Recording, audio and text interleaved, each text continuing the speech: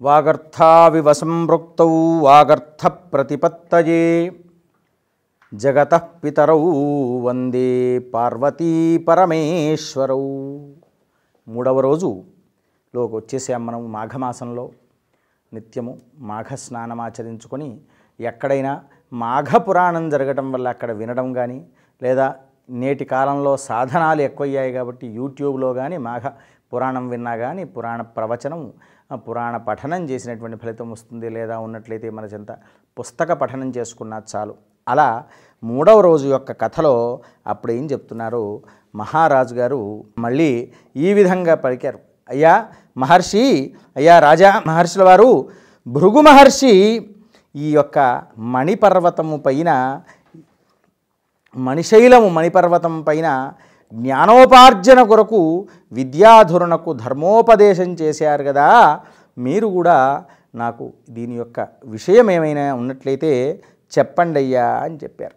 ఈ మాఘమాసంలోనే చాలా విశేషమైనటువంటి మాసము కనుక మాఘమాసంలో అనేకమైనటువంటి విశిష్ట రోజులు ఉన్నాయి కనుక నాకు ఈ విషయాన్ని వశిష్ఠ మహర్షిని ఈ విధంగా అడిగితే వశిష్ఠ మహర్షి చెప్పాడు. పూర్వకాలమునందు ఒకానొకప్పుడు 12 సంవత్సరాలకు ఒకసారి, 12 సంవత్సరాల వరకు ఒకసారి కూడా మేఘుడు వర్షించేవాడు కాదు.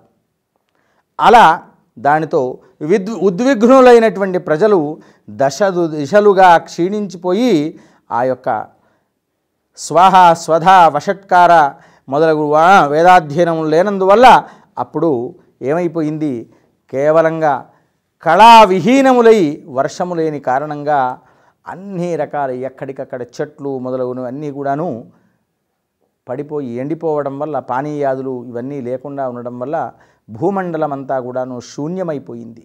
వింధ్యా పర్వతములో ఈ యొక్క రేవా నదీ తీరము కంటే ఎత్తుగా ఉన్నటువంటి కారణంగా వృక్షములతో ఆచ్ఛాదితమై ఉన్నది. అప్పుడు భృగు మహర్షి తన శిష్య బృందముతో సహా అక్కడికి వెళ్ళేసి ఆ హిమాలయ సానువులకు వెళ్ళేసి తత్ర తిష్టతి కైలాస గిరే పశ్చిమతో గిరి మణికూట ఇతి ఖ్యాతో హేమరత్నశిలోచ్ఛయ. ఆ కైలాస పర్వతానికి వెళ్ళినటువంటి పశ్చిమాన ఉన్నటువంటి మణికూటం అనేటువంటి పేరు గల సువర్ణమయమైనటువంటి పర్వతాన్ని కలదు. ఆ పర్వతము కిందుగా తెల్లని స్ఫటికమైనటువంటి మధ్యన నీల శిలతో ఉన్నటువంటి కూడుకున్నటువంటి ఆ పర్వతము చుట్టూ కూడాను తెల్లగా విభూతి ధరించినటువంటి నీలకంఠుని వలె శోభిల్లుచూ ఉన్నది. ఆ వైపుగా ఉన్నటువంటి నీలపు రాళ్ళు ఎక్కడ చూసినా అచ్చటచ్చట బంగారు రేఖల వలె నల్లని మేఘమండలం నుండి వెలుగొందున్నటువంటి వింధ్యా రేఖల్లో సమానముగా ఆ యొక్క విద్యురేఖలతో సమానంగా ఉన్నది. ఆ పర్వత శిఖరమునందు నీలశిఖా పర్వతము కింద బంగారు రేఖలతో ఆ ఒప్పొంగుచూ ఉన్నటువంటి ఆ యొక్క పీతాంబరము ధరించినటువంటి శ్రీమన్నారాయణుతో సమానంగా శోభిల్లుచున్నటువంటి ఆ పర్వతము యొక్క నీలవర్ణ మధ్య భాగమునందు పసుపు పచ్చని ఆ యొక్క వడ్డానము వర్ణించి తెల్లని స్ఫటికము వంటి రాళ్లతో కూడుకున్నటువంటి నక్షత్రాలతో కూడుకున్నటువంటి ఆకాశము వలె శోభిల్లుచున్నటువంటి ఆ ప్రకాశములతో కూడుకున్నటువంటి ఆ రెండవ చంద్రుని వలె ప్రకాశించున్నదయ్యా. ఆ యొక్క దివ్యౌషధాలతో ఆ పర్వతమణి అంతా కూడాను అంత గొప్పగా ప్రకాశిస్తున్నటువంటి ఆ ప్రదేశములో అక్కడ అధికముగా ఏమనగా ఆ పర్వత భూమనంతయు కిన్నరులు కీచురులు గానము చేయుచు కేత పల్లవము వంటి అరటి ఆకుల శాఖలతో పర్వతము నిత్యము కూడా సుశోభితమై ఉన్నది. ఆ పచ్చని రాళ్ళు, వజ్ర వైడూర్యాది మణులు, పద్మరాగములు, తెల్లని పాలరాతి వనరులతో కూడుకున్నటువంటి ఇంద్రధనస్సుతో సమముగా ఉప్పొంగుచున్నటువంటి సమస్త ధాతువులు అన్నీ కూడాను ఆ పర్వతము కింద గల ఎత్తైనటువంటి స్థలంలో నితంబ ప్రదేశములందు వ్యాపించి పచ్చగడ్డిగా ఉన్నటువంటి ఆ రాళ్లపై కూర్చున్నటువంటి కామపీడితులైనటువంటి విద్యాధరాంగనాదులు తమ పతులతో కూర్చొని రతిక్రీడలాడారట. ఆ శ్వాసను నిరోధించి తపస్సు చేయువారు కూడాను ఆ కష్టములను సహించి విజయ సాధకులై వైరాగ్య ధారణ చేసి ఆ మహాత్ములకు రమణీయమైనటువంటి గుహల యందు ఉండేటువంటి పరిస్థితి ఏర్పడ్డది. ఆ బ్రహ్మధ్యానము చేస్తూ కొందరు యోగులు అర్థవిరీడులై ఆ అందరిలో కూడా కూర్చొని భూతనాథులను, ఆ పరమేశ్వరుని ఈ విధంగా ధ్యానిస్తూ ఉంటూ ఉన్నారయ్యా.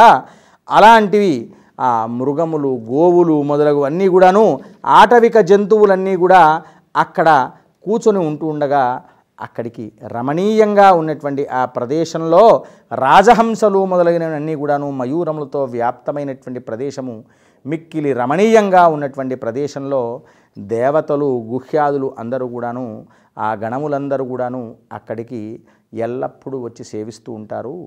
కాబట్టి అయ్యా మళ్ళీ ఏమిటి అని అంటే అప్పుడు రాజుగారికి మరలా వశిష్ఠుల వారు చెప్తున్నారు, అయ్యా మిక్కిలి ఆశ్చర్యముతో కూడుకున్నటువంటి ఆ యొక్క పర్వతమందు సిద్ధులు అనేటువంటి వారు ఉన్నారు. ఆ ఆశ్రమ పొంది నివసిస్తూ ఉంటుంటారు. అక్కడ ఏ తపస్సు చేసినా సిద్ధిస్తుందయ్యా. కాబట్టి ఆ పర్వతం ఎంత ఎత్తుగా ఉందో, ఎంత వెడల్పు గలది ఆ మహర్షి ఇట్లు చెప్పాడు. ఆ పర్వతము 36 యోజనములుగా ఎత్తుగా ఎగిది ఆ శిఖరమునందు 10 యోజనములు పొడవు వెడల్పుగా విస్తరించున్నదయ్యా. ఆ పర్వతంలో ఆ యొక్క గృహములతో ఆ గిరిరాజ నితంబమై విరాజితుడై ఉన్నటువంటి ఆ పర్వతంలో, అట్టి సుందరమైన పర్వతంలో రాజమును అప్పుడు దుర్భిక్షముతో పీడింపబడుచుండటం వల్ల ఆ మహర్షి ఆ పర్వతం యొక్క గొప్పతనాన్ని చెప్పి ఆ భృగు మహర్షి ఆ పర్వతానికి అందరికీ కూడా అక్కడికి చేరుకొని ఆ వనములందు చిరకారము కూడా తపస్సు చేయడం వల్ల ఆ పర్వతము శోభిత పూరితమై ఆ యొక్క నిత్యము అక్కడ ఆ పర్వత శ్రేష్టము చెంత ఉన్నటువంటి సరస్సు చెంత ఆ భృగు మహర్షుల వారు స్నానమాచరించడం వల్ల ఆ తీర్థక్షేత్రమంతా కూడా పవిత్రమైందయ్యా.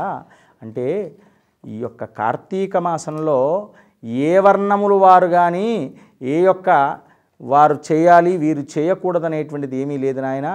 బ్రాహ్మణ, క్షత్రియ, వైశ్య, శూద్రాది చాతుర్వర్ణ్యాల వారు కూడా ఆచరించుకోవచ్చును. 4 ఆశ్రమ ధర్మాల వారు కూడాను మాఘస్నానం ఆచరించుకోవచ్చయ్యా.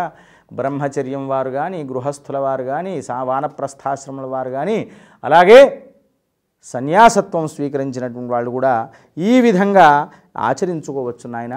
అంతటి పర్వతము చేత వీరు ఆటవికమైనటువంటి పైశాచికమైనటువంటి పనులు చేయడం చేత ఆ పర్వతము చెంత కూడాను ఎక్కడా ఏమి లేనటువంటి ప్రదేశంలో భృగు మహర్షుల వారు అక్కడ తపస్సు చేయటం వల్ల అక్కడి నుండి పుణ్య ఫలప్రాప్తి అనేటువంటిది ప్రాప్తించింది నాయన. కనుకనే మనము ఈ యొక్క మణిశైలము వర్ణనలో ఆ యొక్క చక్కగా ఆ మణిద్వీప వర్ణనాన్ని ఎట్లా చెప్పారో మనకు అలా మణిశైల వర్ణనను మనము పేరుగలైనటువంటి ఆ వర్ణనను వింటూ ఉండడం వల్ల కూడా మనకు దాని యొక్క ఫలితం వస్తుంది నాయన రాజా.